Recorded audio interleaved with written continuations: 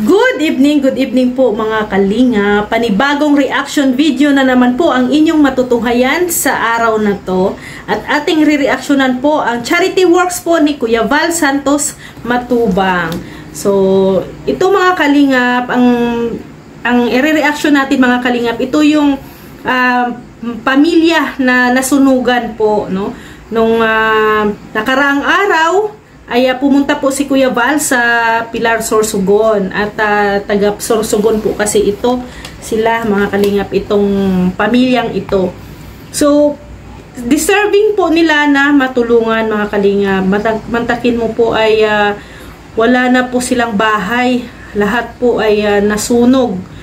Kawawa po ang pamilyang ito at wala po silang mapagkukunan ng syempre pera para po mapatayo ang kanilang bahay. So, ang kawawa dito, ang mga bata din po mga kalingap. So, mabuti na lang at na-scout po ito nila Kuya Jose Andrino, no? Isang ambasador po natin dyan sa Pilar Sorsogon, at si Tatay Papsi. Sila po ang nakascout sa pamilyang ito. So, itong pamilyang nasunugan mga kalingap ay pinabahayan po ni Kuya Val. Agad-agad pong rumispondi si Kuya Val sa problema ng mag-asawang ito, no? Ang pamilyang ito. Tinupad po ni Kuya Val ang kanilang pangarap na magkaroon po ng bahay. Nung dati daw po, nung in-scout na sila nila Kuya Jose Andrino at ni Tatay Papsi, ang hiling lang po nila ay CR. Yun lang daw talaga ang hiling nila. Pero hindi po nila inasahan na ang binigay po ni Kuya Val ay sobra-sobra pa po, no? Sobra-sobra pa sa CR, kundi buong bahay talaga. So, ang mag-asawa ay very emotional po mga kalingap nung ito na nga, inuumpisahan na ang kanilang bahay. Emotional ang dalawang mag-asawang ito. So, hindi, sino ba naman ang maka-expect na mapabahayan sila na libre, 'di ba? Walang gastos na kahit sintabo, kahit isang sintabo, no? Wala silang ginastos. Libre ang bahay na ipapatayo sa kanila. Kaya hindi sila talaga hindi nila expected na ganito yung blessing na maibigay po sa kanila ni Kuya Val. Kaya medyo naging emotional ang mag-asawang ito. Ngayon po mga kalingap ay inuumpisahan na po ang kanilang bahay. So maraming salamat sa mga butihing sponsors, no, na tumutulong po kay Kuya Val sa proyekto po ni Kuya Val. Itong bahay po nila mga kalingap ay malaki-laki rin po at simentado. Simentado na siya. No, dati ay ang bahay nila lang, 'di ba? Kahoy-kahoy lang. Ngayon pinalitan ng semento. 'Di ba? So, tuwang-tuwa talaga ito, lifetime na bahay na 'yan, no? Hanggang lumaki ang mga bata, no, mga anak nila, hanggang sa sila ay tumanda, yung bahay nila nandyan. Hindi mawawala at hindi maano sa kanila, no, hindi na syempre hindi na mawawala sa kanila. Nandiyan na ang regalo, habang buhay na regalo ni Kuya Val at ng Team Kalingap sa kanila. So kaya buti na lang po talaga, buti na lang na mayroong programa na ganito si Kuya Val, at buti na lang at na-scout po sila ng ating mga masisipag na mga scouters ng Sorsogon. At mantakin nyo sa programa ni Kuya Val na pagpabahay, paglingap, no? Blessing. Dahil mayroong isang Kuya Val na tumutugon sa problema ng ating mga kababayang nangangailangan po ng tulong. Kagaya nito, ang pamilyang ito na walang bahay, as in yung tinitirhan nila sa ngayon trapal na lang, 'di ba? Kaya salamat dahil mayroong Kuya Val na mayroong Kuya Val na concern sa mga ganitong problema. At may programa si Kuya Val na pabahay program para sa mga taong walang bahay, walang sariling bahay.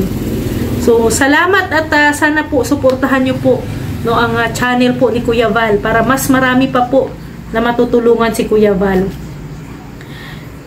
So, habang buhay na pasasalamat ng mag-asawa sa Team Kalingap, lalo na kay Kuya Val. Kasi ang bahay na ipapagawa sa kanila ay habang buhay na po yan.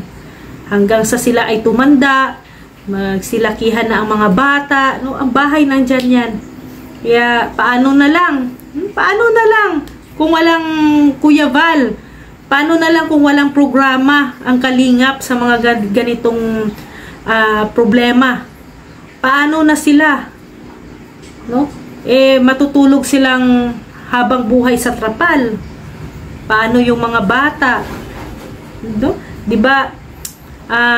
Matakin nyo ang laking tulong ng programa na to.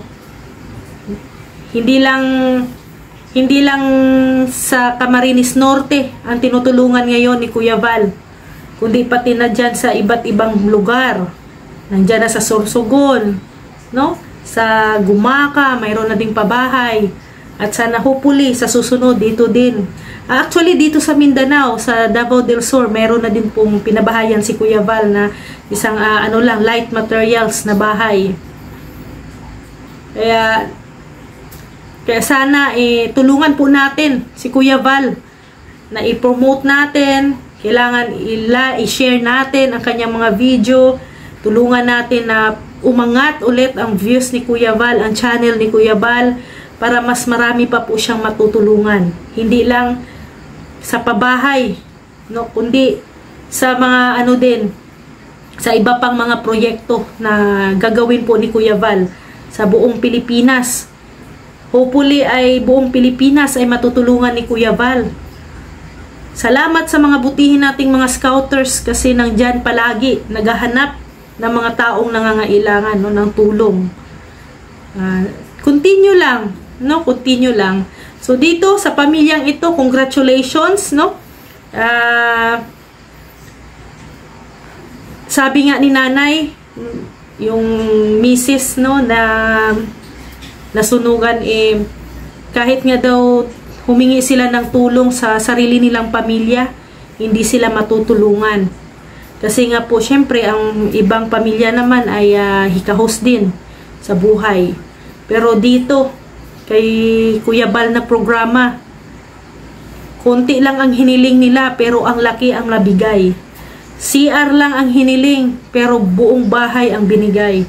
Kaya ganyan po, no? Ganyan po ang programa ni Kuya Val. Kaya maraming salamat sa lahat ng mga tumulong at syempre sa mga sponsors na nandyan palagi.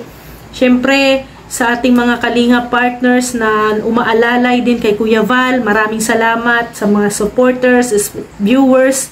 Thank you po. And please po, suportahan po ninyo ang channel ni Kuya Val Santos Matubang.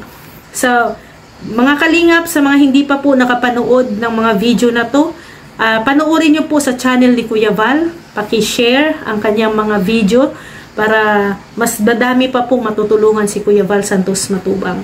So maraming salamat po sa inyong walang sawang pagsuporta. Please, suportahan po Val Santos Matubang, Kalinga Prab, Ate Edna Vlogs, Ruel of Malalag, Rachel Morales Vlogs, at ang inyong abang lingkod, Rhea Olarte. Syempre, kasama din po ang ating mga scouters dito po sa Davao del Sur, ang ating deputy, Mick Agnes Vlogs, Kalingap Awi, Kalingap Angeli, Kalingap Bibi Girl, Kalingap Dudo, Bila Ayop, Rachel TV, and Rex Vlog. Maraming salamat po mga Kalingap. See you tomorrow. God bless everyone. Bye-bye po!